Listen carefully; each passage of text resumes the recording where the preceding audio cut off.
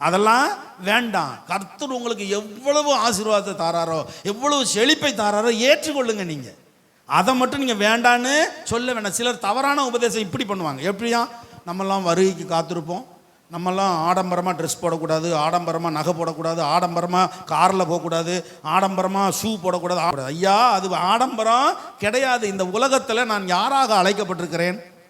ராஜாவும் ஆசை. ராஜா எப்படி இருப்பார்? இப்போ நீங்கள்லாம் கர்த்தருடைய பிள்ளைங்க. யாரு நீங்கள்? எப்படி அழைப்பு உங்களுக்கு? ராஜாக்களும் ஆசாரியர்களும். இப்போ ராஜா என்ன கிழிஞ்ச சட்டையை போட்டு வருவார்? கிழிஞ்ச செருப்பை போட்டு வருவாரா? கிழிஞ்ச சோழனா பையா? அது ஒரு தப்பான உபதேசம். அதுவும் தப்பான உபதேசம். அது மிஞ்சின, அது என்ன சொல்லு, மிஞ்சின பரிசுத்தம். அது மிஞ்சின கிருபையும் ஆபத்து, மிஞ்சின பரிசுத்தமும் ஆபத்து. பேலன்ஸ் வேணும் நமக்கு. மிஞ்சின பரிசுத்தத்துக்குள்ள போயிடக்கூடாது. மிஞ்சின பரிசுத்தமும் வேண்டாம், மிஞ்சின கிருபையும் வேண்டாம். தமிழ்ல ஒரு பழமொழி இருக்கு, அளவுக்கு மிஞ்சினால் அமிர்தமும் நஞ்சு. அப்போ பரிசுத்தமும் ரொம்ப மிஞ்சி மிஞ்சி நம்ம போகணும்னு நினைச்சா அதை வேற இடத்துல கொண்டு விட்டுட்டு போயிடும் நம்மளை. அப்போ நம்ம உடை உடுத்துக்கிறோம். எல்லாரும் சொல்லுவாங்க, நீ வெள்ளை ட்ரெஸ் போட்டால் தான் பெத்த கோசத்தைக்காரன். கிடையவே கிடையாதுங்க. கர்த்தர் ட்ரெஸ் எல்லாம் பார்க்கவே இல்லை. நீ நகை போட்டிருக்க அதனால நீ பரிசுத்தவாட்டி கிடையாது. பொய். கர்த்தர் மனவாட்டியை எப்படி அலங்கரிக்கிறாருன்னு வாசித்து பாருங்க. ஆமாம், இப்போ நாங்கள் போட மாட்டோம். நான் நகை போட மாட்டேன், என் பிள்ளைங்க போட மாட்டாங்க. காரணம், நாங்கள் அந்த உபதேசத்தில் வளர்ந்தோம். எங்களுக்கு சொல்லப்பட்டது, நீ நகை போட்டால் பாவி அப்படிம்பாங்க. ஆனால் நகையெல்லாம் கொண்டு காணிக்கப்பட்டியில் போடுந்தாங்க. ரகசியம் எனக்கு ரொம்ப லேட்டாக தான் புரிஞ்சிச்சு. நிறைய பேர் நகையை கழட்டி எங்கள் அம்மாவே போட பார்த்துச்சு. நல்ல வேலை போடலை. 35 பவுனை கொண்டு பெட்டியில் போட பார்த்துச்சு. நல்ல வேலை போடலைன்னு நான் நினச்சேன்.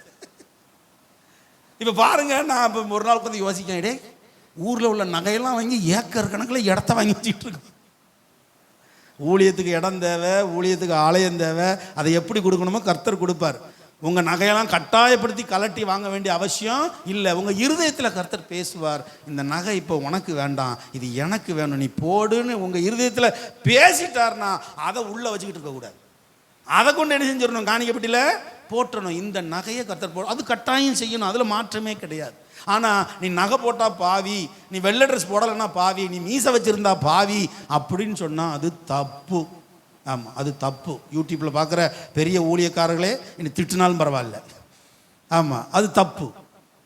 கர்த்தர் எதை பார்க்கிறார்? உன் வெளி தோற்றத்தை பார்க்கவே இல்லை, அவர் உன் உள்ளத்தை பார்க்கிறார், உன் இருதயத்தை பார்க்கிறார். இதைத்தான் மிஞ்சின கிருபகாரம் பிடிச்சி வச்சுக்கிட்டு நீ எப்படி வேணாலும் இரு, ஆண்டவர் இருதயத்தை தான் பார்க்காரு, உனக்கு பரலோகத்தை தந்துடுவார். அங்கே தப்பு வருது.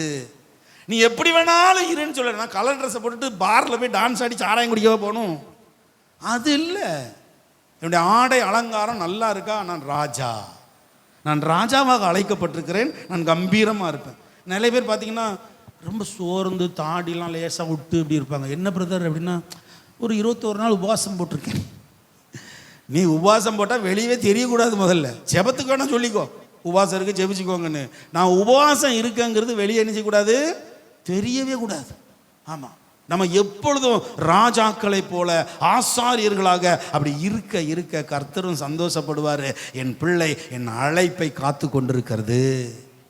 நீங்கள் கஷ்டப்பட்டு கஷ்டப்பட்டு கஷ்டப்பட்டு பின்தங்கி பின்தங்கி போனாதான் கர்த்தர் உங்களை நேசிப்பாருன்னா கிடையவே கிடையாது. அது பொய். நீங்கள் ஐஸ்வர்யத்தில் சிறந்து இருப்பீங்க, நீங்கள் ஆசீர்வாதத்தில் சிறந்து இருப்பீங்க, செழிப்பில் உயர்ந்து இருப்பீங்க. ஏன்னா நீ கர்த்தருடைய பிள்ளை. இன்னைக்கு பூத்து நாளைக்கு அழிய போற காட்டு புஷ்பத்துக்கு கர்த்தர் அப்படி உடுத்து வித்தால் உங்களுக்கு உடுத்து வைக்க மாட்டாரா? நான் கிழிஞ்ச சட்டையை தான் போடுவேன்னு சொல்லக்கூடாது. அதுக்காக நான் ஆடம்பரமாக சட்டையை போட்டு பகட்டுக்கு சர்ச்சில் வந்து காட்ட வந்திருக்கிறேன்னு வரக்கூடாது. நிறைய பேருக்கு நம்ம சபை ஏன் பிடிக்காதுன்னா, நிறைய நகையெல்லாம் போட்டுங்க ஆடம்பரமாக வந்து காட்ட முடியல.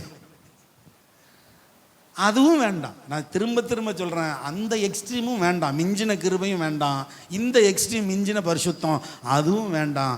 நடுநிலையோடு என் தேவன் எனக்கு என்ன கற்றுத்தருகிறார், அவர் கற்றுத்தருகிற பாதையில் நான் நடக்கிறேன்னு நடக்க சொல்லுகிறவர்கள், நடக்கிறவர்கள். அதுதான் அப்போஸ்தல உபதேசம்.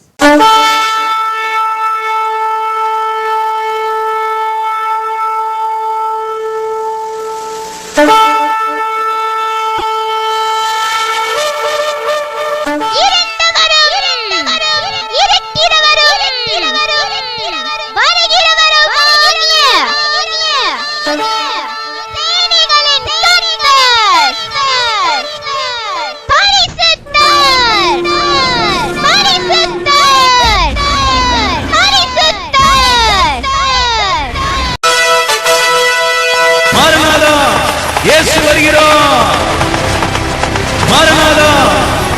வருகிறோம்.